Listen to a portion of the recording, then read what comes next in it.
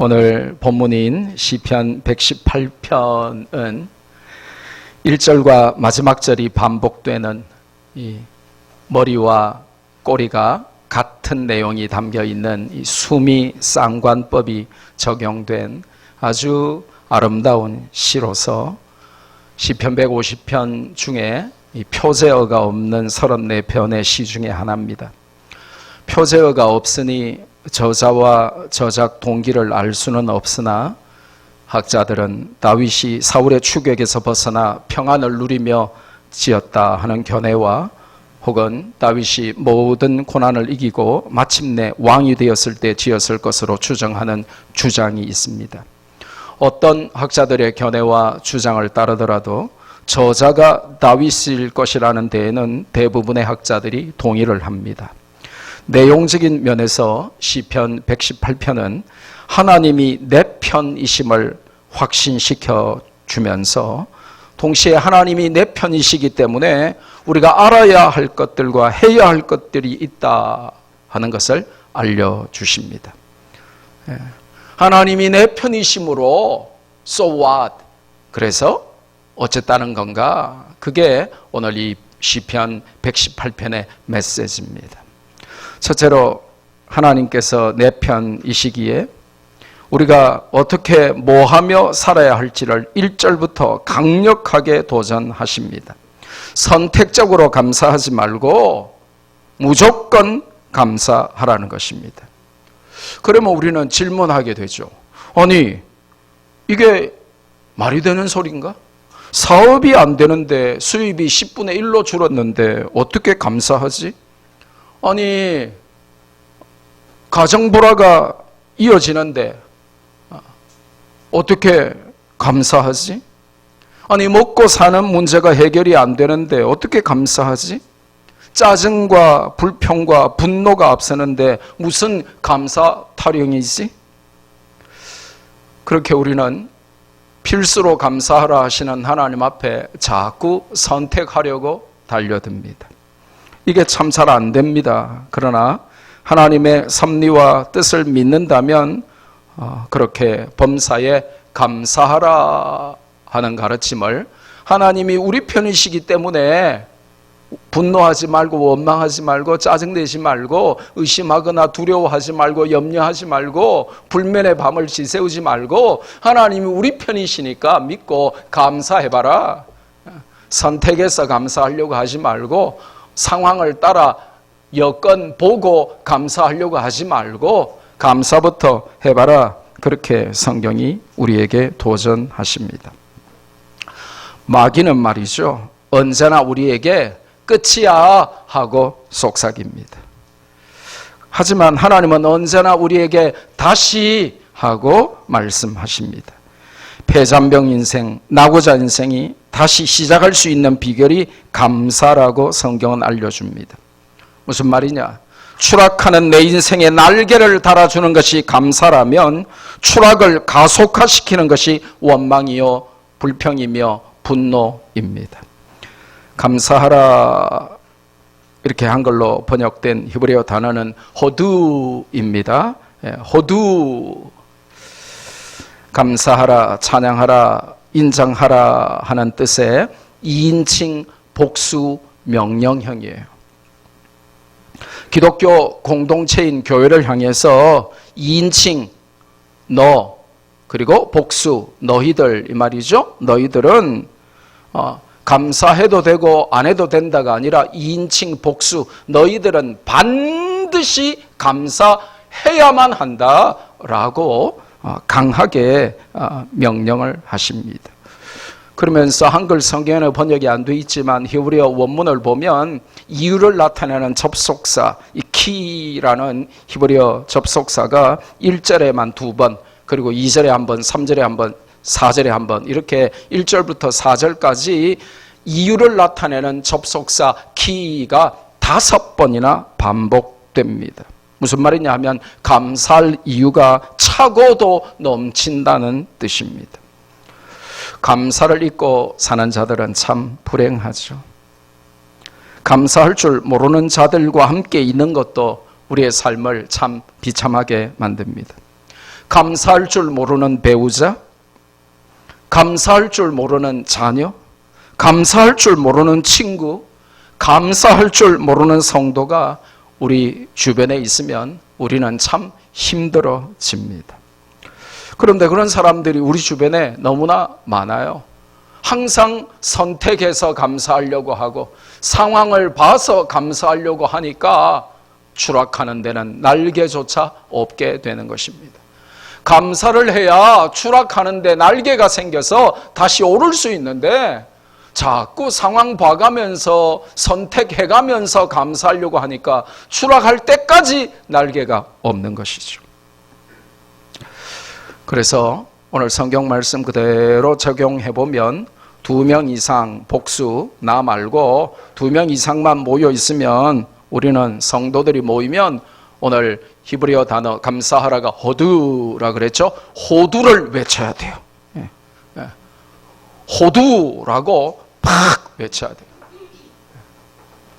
돼요. 방송실이 오늘 너무 늦네요. 띄워주지를 않네요. 아무도 나를 쳐다보지도 않고 원고도 안 보고 몇 번을 말해도 안 띄워주고.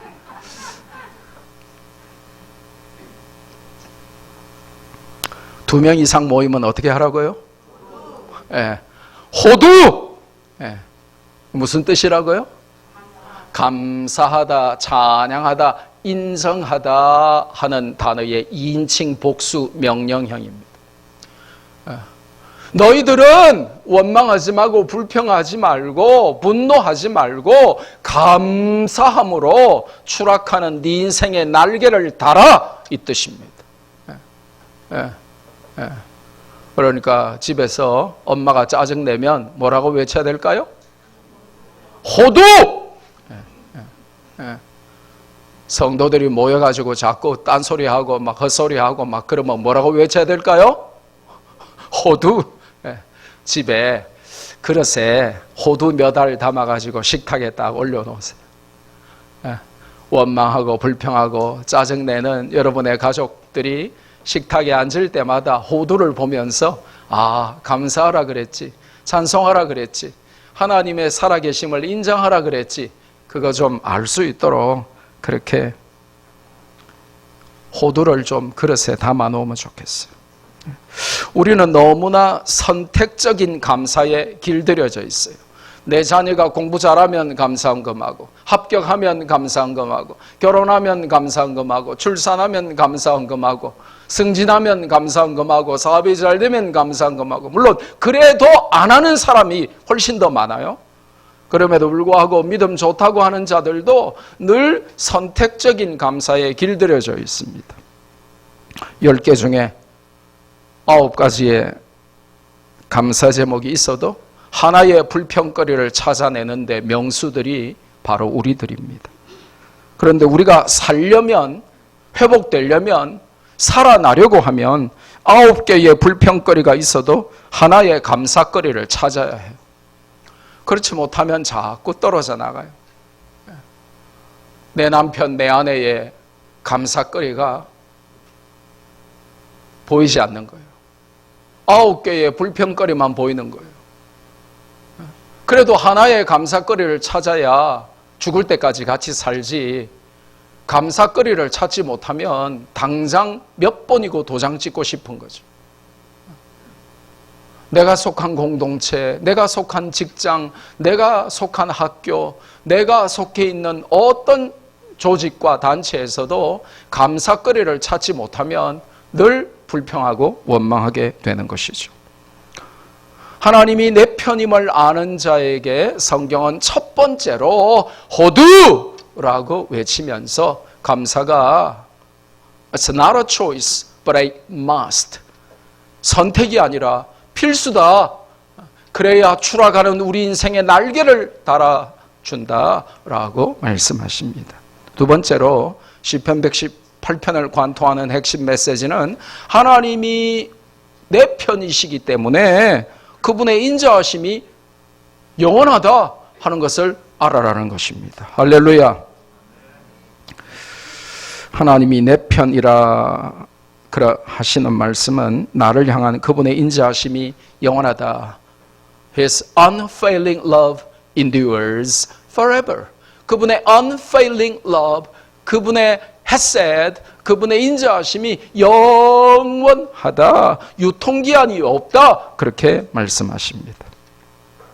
인자하심이 히브리어로 날마다 알려드렸는데 뭐죠? 헤셋. 헤세드는 구약 성경 전체를 관통하는 핵심 주제라 그랬죠. 하나님은 언약 백성, 이 covenant people of God, 하나님의 언약 백성인 우리에게 영원한 인자하심을 베푸시는 아버지시다. 이게 하나님이 내 편이시기 때문에 우리가 기억하고 명심하고 잊지 말고 알아야 할 사실이라는 것입니다. 사람의 관대함이나 자상함이나 사랑은 일시적입니다. 여러분에게 나이스하게 젠틀하게 따스하게 잘해주는 사람도 마음 상하고 기분 나쁘면 그때부터 여러분을 쳐다도 안 볼 수 있어요. 그죠? 사람의 젠틀함, 나이스함, 관대함, 사랑은 변할 수 있는 것입니다. 상황과 조건에 따라 언제든지 변화무쌍합니다. 하지만 하나님의 언약 백성을 향한 사랑은 영원히 변하지 않으며 다함이 없고 언제나 풍성하다고 알려주십니다. 질문 하나 해볼까요? 고개를 드시고 잘 들어보세요. 예. 제가 내는 문제는 항상 쉽습니다. 그죠? 예. 제가 여러분에게 어려운 질문한 적이 있던가요? 거의 없죠. 상식적으로 초등학교 1학년, 2학년 예배드리는 친구들도 다 답을 아는 문제예요. 오늘도 초딩 1학년만 돼도 아는 문제입니다. 퀴즈. 왜 시편 전체를 통해서 계속해서 하나님의 속상인 헤세드를 반복해서 강조하고 있을까요? 왜 본문에도 1절부터 4절까지 하나님의 인자하심을 반복했으면 됐지 마지막 29절에까지 또 반복해서 강조하고 있을까요? 1. 하나님이 잔소리쟁이라서 우리 시어머니 닮아서 2. 하나님이 심심해서 3. 성경에 빈칸이 너무 많아서 빈칸 채우려고 4. 중요하니까 하나 둘 셋 네, 보세요. 초딩들도 다 알잖아요. 왜 하나님이 했던 말 또 하시고 했던 말 또 하시고 짧은 본문 안에 몇 번이나 강조하신다고요?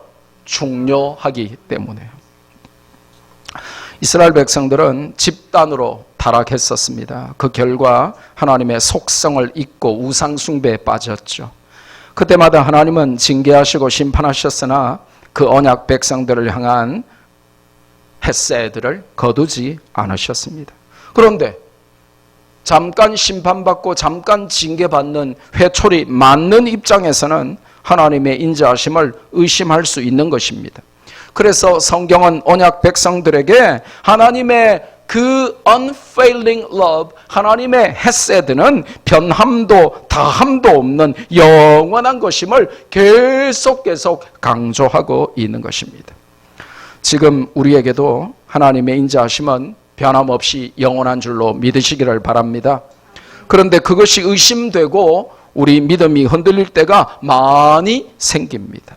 시련이 계속되고 고난이 반복되고 원하는 것을 얻지 못했을 때 넘어지고 실패하고 인생의 좌절이 나에게 벼락처럼 지진해일처럼 덮쳐올 때 우리는 하나님의 인자하심 영원한 헤세드를 의심할 수밖에 없는 나약한 존재입니다.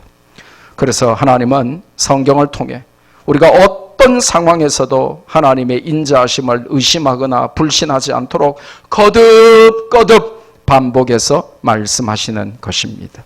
잊지 마십시오. 하나님이 우리 편이시기에 그분의 인자하심은 변하지 않고 다함도 없고 영원한 것입니다.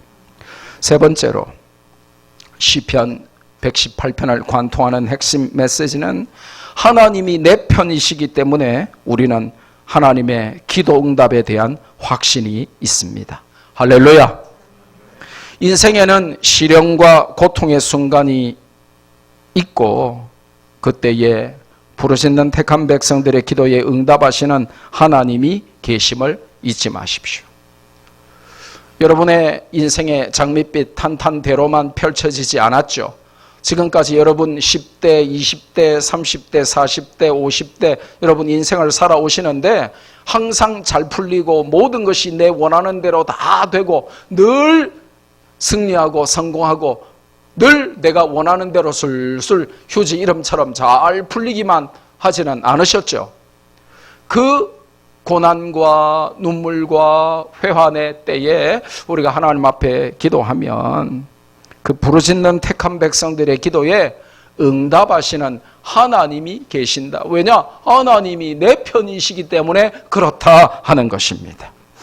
아무도 나를 도우리가 없는 사막과 같은 곳에 홀로 던져졌다고 생각되는 최악의 순간에도 하나님은 언약 백성들의 고통 속 기도에 반드시 응답하시는 분이십니다. 할렐루야.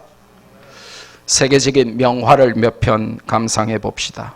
그리고 그 공통점을 말해 주세요. 첫째로 작품 하나 볼까요? 여러분이 너무나 잘 아는 세계에서 넘버 1, 2로 유명한 그림이죠. 예, 이게 무슨 그림이죠? 예, 프랑스를 대표하는 화가 밀레의 만종입니다. 예, 두 번째 작품 볼까요? 굉장히 많이 보셨죠? 예, 누굴까요? 그렇죠. 영국의 화가 이 자슈아 레이놀즈의 작품인데 기도하는 사무엘입니다. 예, 어린 사무엘. 세 번째 작품 볼까요? 어린아이가 갑자기 할머니로 변했어요. 예, 네덜란드를 대표하는 화가 렘브란트 들어보셨죠? 렘브란트의 작품인데 기도하는 할머니입니다. 예. 네 번째 작품 볼까요? 이 작품 혹시 보신 적 있으세요? 보셨어요? 예. 독일의 르네상스 시대의 화가 뒤러라는 유명한 화가가 있는데 이 뒤러의 이 praying hands, 이 기도하는 손이라는 작품입니다. 사진도 하나 볼까요? 예. 대한민국의 무명의 사진 작가가 찍은 저 한 편의 저 하나의 저 한 장의 사진. 저는 예술적 감각이 없어서 화가들의 그림은 그냥 요즘 좀 푹 빠져가지고 책도 사서 보고 이렇게 성경하고 매치도 시켜보고 이렇게 하면서 이렇게 하는데 그림은 그냥 그림이구나 하지만 저 사진 한 장이 참 많은 걸 씻어요. 우리 부모들이 우리 윗세대가 저렇게 기도하면서 자녀를 키우고 이 나라를 지켜왔어요. 이 자유민주 대한민국이 저 기도하는 성도들의 저 눈물 때문에 오늘에 이르게 된 거예요. 폭풍 속의 고요라고 제가 저 제목, 저 작품, 저 사진의 제목을 제가 붙였는데 폭풍 속의 고요 뭡니까? 엄마는 주여 주여 하면서 엄마는 막 난리가 났는데 등에 있는 애는 뭐예요? 너무 평안하잖아요. 근데 제가 저 사진을 계속 보면서 은혜 받은 게 있어요. 여러분 혹시 제가 뭘 말하고 싶은지 혹시 알 수 있겠어요?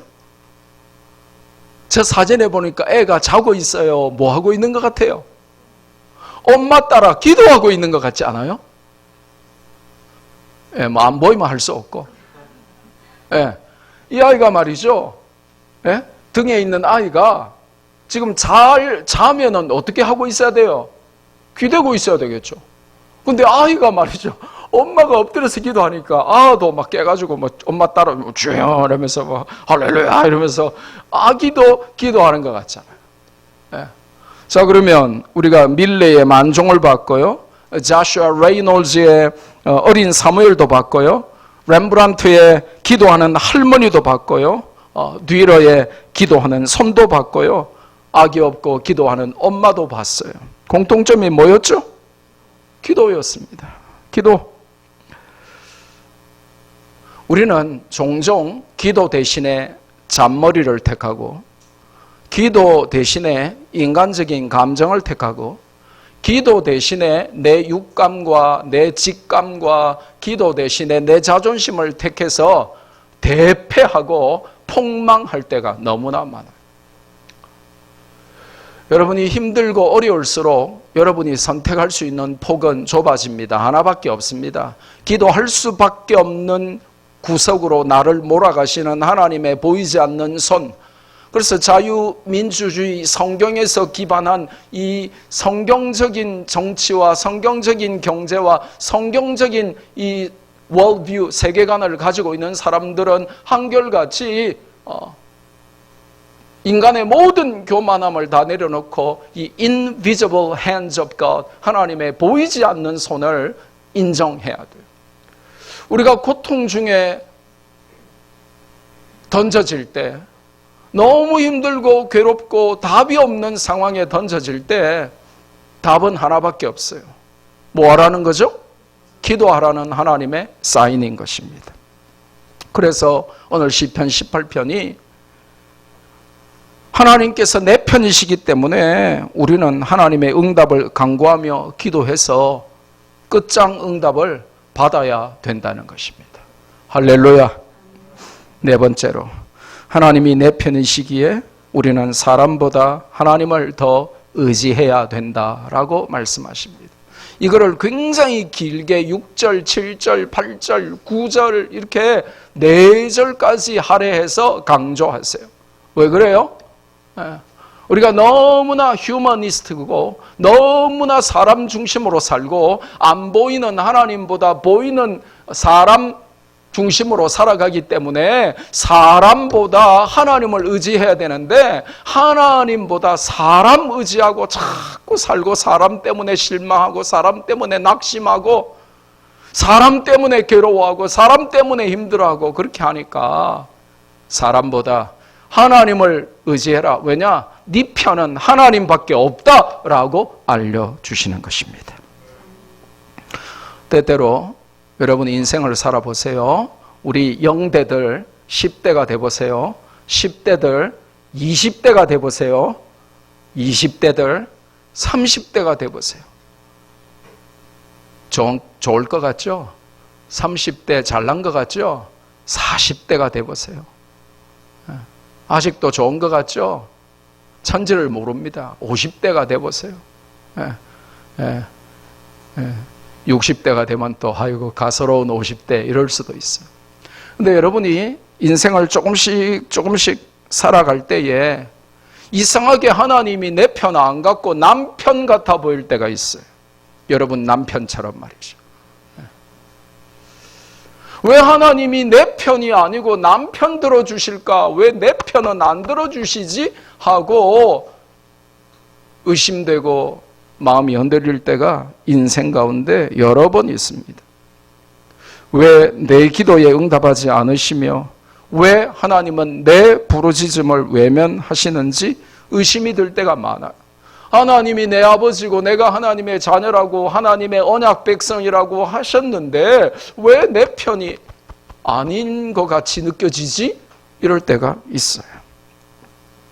자녀들도 가끔 부모가 왜 내 편을 안 들어주는지 섭섭할 때가 있습니다. 왜 부모가 내 편 안 들어주고 선생님 편을 들어주고 왜 부모가 내 편 안 들어주고 나랑 싸운 내 친구 편을 들어주지? 이렇게 아이들이 어리면 천지를 모르면 부모의 깊은 뜻을 모르면 부모가 내 편 안 들어준다고 섭섭할 때가 있어요. 부모는 언제나 한결같이 변함없이 자녀들 편인데도 자녀들의 좁은 생각에 부모가 원망스러울 때가 있습니다. 하나님은 언제나 우리 편이시다. 할렐루야. 하지만 우리 편이라고 하는 것이 반드시 하나님이 내 편을 들어주시고 나를 무조건 감싸주셔야 되는 것은 아니라는 것입니다. 죄를 책망하시고 죄를 경고하시고 죄에 대한 철저한 회개를 기다리시고 그 죄를 회개하지 않고 끝까지 그 죄를 자꾸 반복해서 저지르면 하나님이 회초리 때리시고 경책하시는 것이죠. 그것이 진정한 내 편의 모습인 것입니다. 죄짓고 불신앙으로 살면서 세상 사람들과 구별되도록 에클레시아, 구별된 자로 교회로 부르셨는데, 구별되지 않고 세상 사람들하고 똑같이 삶을 사는데도 하나님이 무조건 내 편을 들어주신다면 그건 내 편이 아닌 것이죠. 동반 타락이죠. 문제가 심각해지는 것입니다. 하지만 성경은 본질적으로 하나님이 내 편이시다 하는 것을 알려줍니다. 비록 내가 범죄하고 자주 넘어지고 늘 시험에 들고 유혹받고 하나님 반대편으로 영적 가출을 시도하고 거룩과 경건보다는 음란과 타락을 더 좋아하면서 살아가도 잠시 징계하시고 경책하셔서 우리를 회초리 때리시기는 해도 근원적으로 본질적으로 하나님은 내 편이시라는 것입니다. 하나님은 우리 아버지시라는 것입니다. 보세요. 안 믿으니까 아멘도 안 하잖아요. 여러분 그렇게 믿으십니까? 자식의 종아리를 회초리질 하면서 벌을 줘도 자식 죽이려고 회초리 드는 부모는 있다 없다? 있어요 없어요? 없습니다. 자녀에게 화내고 혼내고 잔소리를 해도 그것이 부모가 내 편이 아님을 증명하는 것은 아닙니다. 내 편이기 때문에 오히려 바르게 되라고 잘 되라고 회초리 때리는 것이죠. 그런데 때때로 인간은 너무나 어리석어서 하나님의 징계나 경책을 싫어하고 오히려 나에게 잘해주는 사람, 달달한 위로의 말을, 인간적인 위로의 말을 해주는 사람, 순간적인 기쁨과 쾌락을 주는 사람 쪽으로 마음을 주고 그쪽의 마음을 뺏기고 그것으로 마음을 달래려고 하죠. 명심하십시오. 인생의 위기가 오고 삶의 풍랑이 닥쳐올 때 하나님보다 사람을 더 의지하면 내 편이신 하나님을 차버리는 실수를 하게 됩니다. 그것은 단순한 실수가 아니라 치명적인 실수가 됩니다. 왜 사람보다 하나님을 더 의지해야 합니까? 6절부터 9절에 길게 하나님이 참 드물게 아주 자세히 설명을 해 주셨어요. 6절에 보니까 하나님을 의지해야 두려움이 사라진답니다. 하나님을 의지해야 사람을 무서워하지 않게 됩니다. 여러분, 밤중에 길을 가다가 가장 무서운 것은 다음 중 뭘까요? 1. 귀신, 2. 고양이, 3. 사람. 그렇죠. 사람이 제일 무서운 겁니다. 그런데 하나님을 의지해야 사람을 무서워하지 않게 된다고 성경이 가르치게 됩니다. 여러분 세상 살아보세요. 악한 사람 많습니다. 여러분이 나눈 그거를 약점으로 삼고 어느 순간에 그걸로 여러분을 등치고 공격하고 여러분의 눈에 피눈물을 흘리게 만들고 여러분을 사기치고 여러분을 배신하고 괴롭히는 아주 사악한 부류의 사람들이 이 땅에는 많습니다. 그래서 여러분이 꿈에도 나타날까 봐 두려워하고 벌벌 떠는 사람들이 이 땅에는 있습니다. 그런데 하나님을 의지해야 사람을 무서워하지 않게 된다고 성경이 가르칩니다. 그런데 그 사람이라고 한글로 번역됐는데 히브리어 단어는 아주 놀라운 단어가 쓰여요. 여러분 제일 첫사람 이름이 뭐죠? 아담. 그게 바로 사람이라는 뜻입니다. 그래서 오늘 이 히브리어 원문에는 아담이라고 이렇게 정확하게 히브리어 단어를 사용했어요. 무슨 말입니까? 왜 의도적으로 아담이라고 성경이 강조를 하냐 하면 아담, 이 사람이 아담이라고 하는 말은 기껏해야 흙덩어리고 잘나봤자 유한한 존재라는 뜻입니다. 하나님이 내 편이시기 때문에 기껏 해봤자 죽고 기껏 해봤자 흙으로 돌아갈 유한한 존재인 인간을 무서워하지 않겠다는 믿음의 선언이 되는 것이죠. 사람보다 하나님을 의지해야 사람을 두려워하지 않게 됩니다. 그래야 두려움이 사라집니다. 7절에 보니까 하나님이 내 편이 되셔서 나를 도우십니다. 나를 미워하는 자들에게 하나님이 보응하시는 것, 하나님이 손보시는 것, 하나님이 복수하시는 것을 내 눈으로 목도하게 만드시겠다고 말씀하십니다. 8절과 9절에 보니 하나님을 더 의지해야 할 이유가 등장해요. 사람과 고관들을 신뢰하는 것보다 하나님께 피하는 것이 훨씬 더 낫기 때문임을 성경이 알려주십니다. 사람은 역시 아담이라고 하는 히브리어 단어가 쓰였는데, 이 아담은 배신할 가능성이 많습니다. 영원하지 않아요. 그러나 하나님은 영원하시죠. 배신하지 않으시죠. 고관은 뭡니까? 아주 높은 사람들입니다. 아주 유명한 사람들입니다. 권력과 이 인기를 가진 자들입니다. 재물을 가진 자들입니다. 그 사람들은 왜 의지하면 안 됩니까? 표와 인기를 따라가요. 뇌물도 써야 잘해줘요. 하지만 하나님은 내 편이시라 그럴 염려나 필요가 없습니다. 하나님은 변하지 않으시고 인기를 추구하지 않으시고 뇌물도 필요 없는 분이죠. 우리 교사들이 로고스 국제학교에 정식 교사로 정규직으로 임용이 될 때 혹시 저한테 밥 한 끼라도 사준 교사들이 있습니까? 혹시 저에게 인터뷰할 때 인터뷰하러 오면서 넥타이라도 하나 사서 뇌물로 바친 분 계십니까? 우리 학교에 교사로 임용을 받으려면 그래도 적어도 한 1,000만 원 정도, 100만 원 정도 뇌물을 바쳐야 됩니다. 이런 말을 들어보신 적이 한 번이라도 있습니까? 없습니다. 여러분이 1원도 저에게 뇌물을 안 주시고 밥 한 끼 안 사줘도 저는 여러분을 선택하고 함께 일합니다. 왜요? 저는 여러분 편이니까요. 하나님이 우리 편이시기 때문에 우리가 하나님 앞에 뇌물을 드릴 필요도 없고 하나님 앞에 아첨할 필요도 없고 하나님의 변심을 의심하거나 염려할 필요도 없는 것입니다. 10절에 보니까 사람보다 하나님을 의지하면 나를 애워싸는 뭇 나라를 끊어버릴 수 있습니다. 저는 이 말씀 붙들고 기도합니다. 대한민국을 괴롭히는 저 사악한 두 나라들이 있습니다. 대한민국을 집어삼키려고 하고 대한민국을 속국으로 만들려고 하고 대한민국을 파괴하려고 하는 뭇 나라들이 애워싸도 우리가 하나님의 이름으로 그것들을 끊어버릴 수 있기를 우리는 기도하는 것입니다. 11절에 보니 벌떼처럼 나를 애워싸고 공격하는 자들을 이길 힘이 생긴답니다. 여러분 혹시 벌떼의 공격을 받아보셨습니까? 예.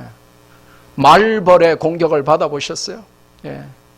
이 말벌이 영어로 hornet인데 이 샬롯 농구팀 hornet이죠, 그죠? 말벌에 쏘이면 다 죽습니다. 천하장사도 죽고 다 죽어요. 그래서 이제 고대 이 근동 지방에 특별히 이스라엘에 이 벌떼들이 굉장히 많았기 때문에 벌떼의 공격을 막을 수 있는 게 없었기 때문에 벌떼의 공격은 이거는 뭐 공포의 대상이었어요. 근데 그렇게 벌떼처럼 나를 애워싸고 공격하는 나를 죽이려고 하는 그것들에 맞설 수 있는 에너지가 힘이 하나님을 의지할 때 생긴다는 것입니다. 13절에 보니까 나를 밀쳐서 넘어뜨리는 자들의 시도가 헛되도록 하나님께서 도와주신답니다. 여러분 인생을 살아가 보십시오. 여러분을 시기 질투하는 사람이 너무 많아요. 이간질하고 여러분을 비웃고 어쨌든지 여러분이 잘 되면 샘내고 어쨌든지 여러분을 밀어서 절벽으로 떨어뜨리고 아니면 밀어서 여러분을 넘어뜨리고 그거 밟고 일어서려고 하는 사람들이 작은 공동체에서도 굉장히 작은 조직에서도 나를 시기하고 질투하고 넘어뜨리려고 하는 자들이 가득한 세상을 살아가요. 우리는 어릴 때부터 박수 치는 걸 못 배워서 그래요. 남이 잘 되면 항상 박수 쳐줘야 돼요. 와우 그러면서 와우 그러면서 congratulations 그러면서 와 정말 와 대박 그러면서 박수 쳐줘야 되는데 잘났어 정말 그러면서 남이 성적을 잘 받고 좋은 대학을 가고 좋은 일이 생기고 승진을 하고 합격을 하고 뭔가 좋은 일이 살도 빠지고 막 예뻐지고 막 그러면 박수 쳐줘야 되는데, 제가 미국에 짧게 10년 살았습니다마는 미국과 한국을 가장 크게 비교하는 첫 번째가 바로 그거예요. 박수 문화예요. 무조건 박수 쳐줘요. 진심으로 기뻐해줘요. 근데 우리는 조금만 잘 되면 무조건 적이 되죠. 공공의 적. 그래서 저 사람 요리를 잘해요. 그러면 나도 잘하는데. 저 사람 예뻐요. 그러면 화장빨인데. 그러면서 늘 그렇게 박수 칠 줄 모르기 때문에 나를 밀어서 넘어뜨리려고 하는 자들이 가득한 세상을 살아가요. 그러니까 여러분, 교회에서는 절대로 그러면 안 됩니다. 그래서 상처 잘 받고 늘 시험 들고 그러면요, 교회 생활이 천국이어야 되는데 지옥 되죠. 왜냐? 교회 안에는 잘난 사람들이 너무 많아요. 나보다 훨씬 예쁜 사람 많고, 나보다 훨씬 많이 배운 사람 많고, 나보다 남편들이 더 잘난 사람들이 훨씬 많고, 우리 아이들보다 더 공부 잘하고 잘나고 대단하고 그런 아이들이 사람들이 더 많으니까 항상 그것 때문에 시험 들죠. 그러면 친구가 아니라 원수가 되고 적이 되죠. 그러면 기뻐야 되고 감사해야 되고 천국이어야 되는데 늘 슬퍼하고 원망하고 분노하고 불면의 마음을 지새우고, 그게 지옥 되는 것이죠. 그래서 박수 쳐줘야 되는데 등을 밀어버리죠. 오늘 성경에 뭐라고 말하냐? 13절에 나를 넘어뜨리려고 하는 자들이 너무 많기 때문에 그 사람들로부터 나를 지켜주시고 도와주실 분이 하나님이시기 때문에 사람을 의지하지 말고 하나님을 의지하란 말이에요. 사람 의지하면 낙오하게 돼요. 다섯 번째로, 하나님이 우리 편이시기 때문에 우리에게는 살아야 하는 이유가 있다는 것입니다. 저거 하나 코팅해가지고 아니면 플래카드로 만들어가지고 한강 다리 위에 좀 걸어놔면 좋겠어요. 살아야 하는 이유가 있다. 우리에게는 하나님 영광을 선포할 사명이 주어졌다고 오늘 시편 118편은 우리에게 알려줍니다. 시편 기자는 17절에 위대한 신앙 고백을 합니다. 한번 따라해 볼까요? 내가 죽지 않고 살아서 여호와께서 하시는 일을 선포하리로다. 한 번만 더 해봅시다. 내가 죽지 않고 살아서 여호와께서 하시는 일을 선포하리로다.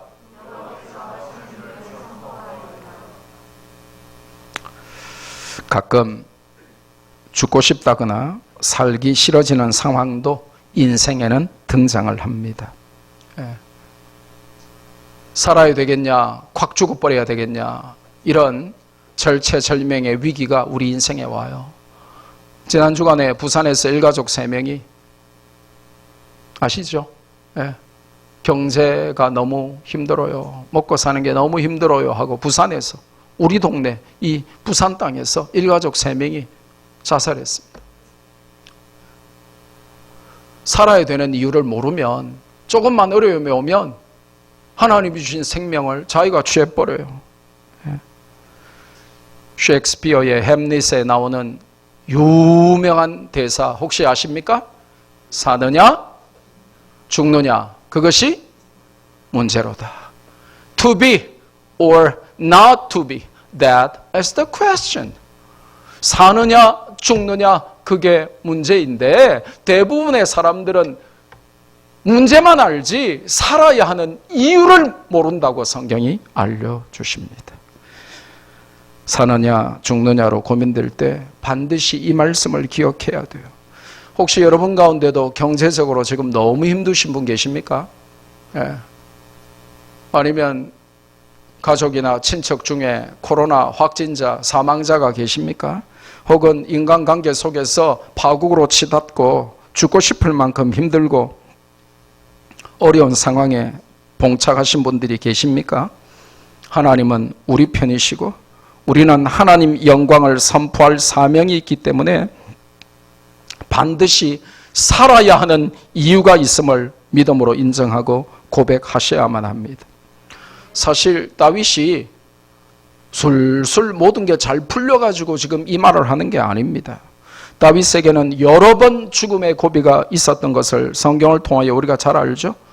거인 골리앗과의 목숨 건 싸움, 사울 왕의 시기 질투로 날마다 머리 위로 쏟아졌던 칼과 창들의 세례들, 그리고 적국에 망명해서 미친 척해서야 겨우 살아난 사건 등등, 삶과 죽음의 한 뼘 간격을 놓고 두려움과 공포감에 빠질 법한 상황들이 다윗에게 얼마나 많았는지 모릅니다.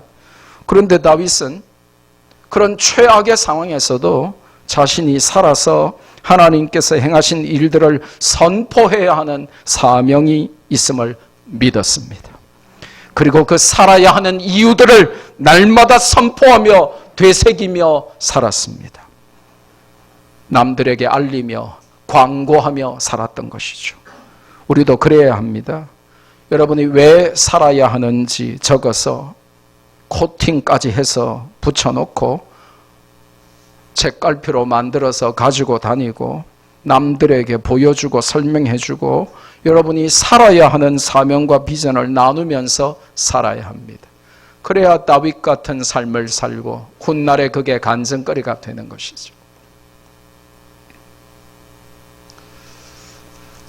여섯 번째로, 하나님이 내 편이시기 때문에 우리는 건축자의 버린 돌 같은 인생일지라도 건축물의 머릿돌이 될 수 있음을 기억해야 됩니다. 22절은 원래 예수님을 예언하는 성경 구절입니다. 사람들이 싫어하고 조롱하고 버린 예수님이 우리 구원의 머릿돌이 되셨다 하는 것입니다. 이 머릿돌, 이 캡스톤이라고 하는 것은요, 저 왼쪽에 보세요. 저 머릿돌, 모퉁이에 저렇게 아주 단단하게 고정해서 그 위로 옆으로 건축물이 무너지지 않게 하는 중요한 돌이 바로 이 캡스톤 머릿돌이에요. 또 거기에는 저렇게 아주 멋지게 또 건물의 상징적인 의미를 이렇게 부여하는 이 기념비적인 상징석이 바로 이 캡스톤입니다. 보통 건축 설계사는 이 중요한 돌을 몰라서 버리는 경우가 없지요. 하지만 혹시 건축자가 버린 돌이라고 해도, 쓸모없다고 여기는 돌이라고 해도 하나님께서 그 돌을 머릿돌로 쓰시면 게임 오버인 것입니다. 사람들이 볼 때 큰 인물이 있고요, 하나님이 보실 때 큰 인물, 머릿돌이 따로 있습니다. 이처럼 하나님을 믿고 의지하며 그분이 내 편이심을 알면 세상이 우리를 포기하고 버려도 하나님께서 크게 쓰심을 잊지 마시기를 바랍니다. 발명왕 에디슨을 학교가 버렸습니다. 얘는 바보예요, 축구예요, 온달이에요, 천치예요. 얘는 모든 아이들의 학업을 방해하는 그냥 지진하고 전응하예요. 이런 아이가 우리 학교에 있다는 것은 학교의 수치예요. 데려가세요 하고 학교가 에디슨을 버렸습니다. 이 아이는 도무지 배울 줄을 몰라요. 그랬는데 그 아이가 세계를 살려버립니다. 세상이 우리를 포기하고 버려도 하나님이 우리를 캡스톤으로, 머릿돌로 쓰시면 게임 오버가 되는 것입니다. 23절에 보니 이런 일은 사람의 일이 아니라 하나님의 작품이요, 이런 일은 사람들 눈에는 하나님의 작품이기 때문에 너무 놀랍고 기이한 일이다 라고 성경이 선포합니다.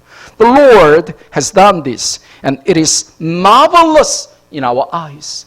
하나님이 행하신 일이라서 사람들은 버린 돌인데 건축자 그 전문가가 이거는 안 돼, 못 써 하고 버린 돌인데 하나님이 그 버린 돌을 머릿돌로 캡스톤으로 사용하셨는데 이거는 사람의 작품이 아니라 하나님의 작품이요, 사람들이 볼 때에 it is marvelous in our eyes.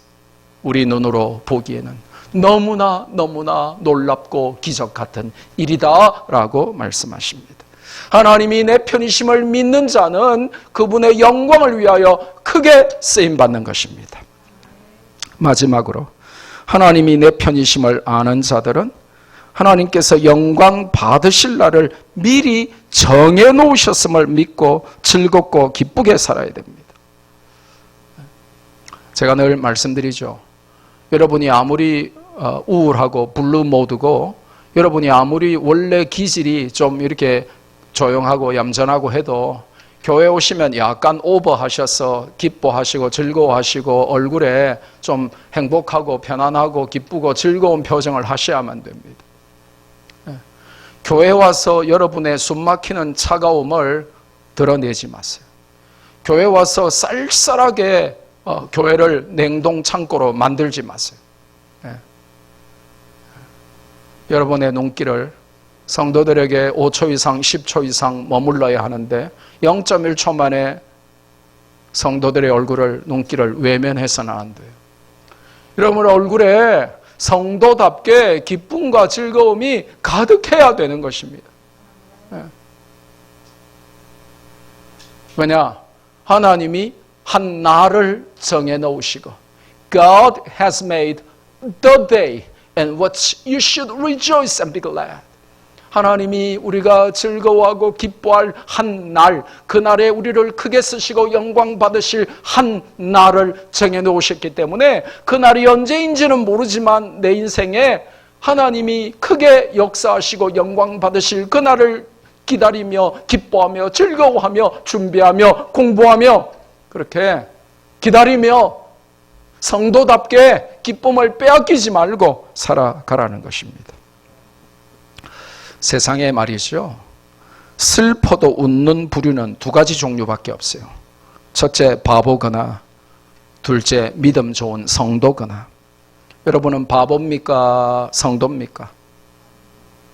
그러면 슬퍼도 힘들어도 마음에 상처가 있어도 하나님의 더 큰 계획을 믿기 때문에 즐거워하고 기뻐하라는 것입니다.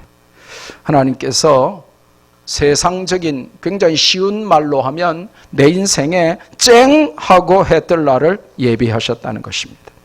하나님께서 건축자가 버린 돌 같았던 내 인생에 개입하셔서 머릿돌이 되게 하실 날이 다가오기 때문에 그걸 믿음의 눈으로 보고 그날을 대비하여 준비하며 하루하루를 헛되게 허투루 보내지 말고 성실하게 열심히 최선을 다해서 시험 들었어요, 힘들어요 이러지 말고 즐거워하며 기뻐하며 그날을 준비하는 삶을 살아야 한다는 것입니다. 분노하고 슬퍼하고 불평하며 허송세월할 시간이 없어요. 하나님께서 미리 예비하신 그날을 바라보면서 즐겁고 기쁨으로 믿음의 삶을 사시기를 바랍니다. 그래서 오늘 이 말씀 그대로 지은 찬송이 굉장히 간단한데 아주 힘나는 찬송이 있어요. 우리가 시편 말씀 보고 듣고 하다가 그 말씀 나오는 시편 찬송이 있으면 우리가 부르고 듣고 하잖아요. 한번 들어볼까요?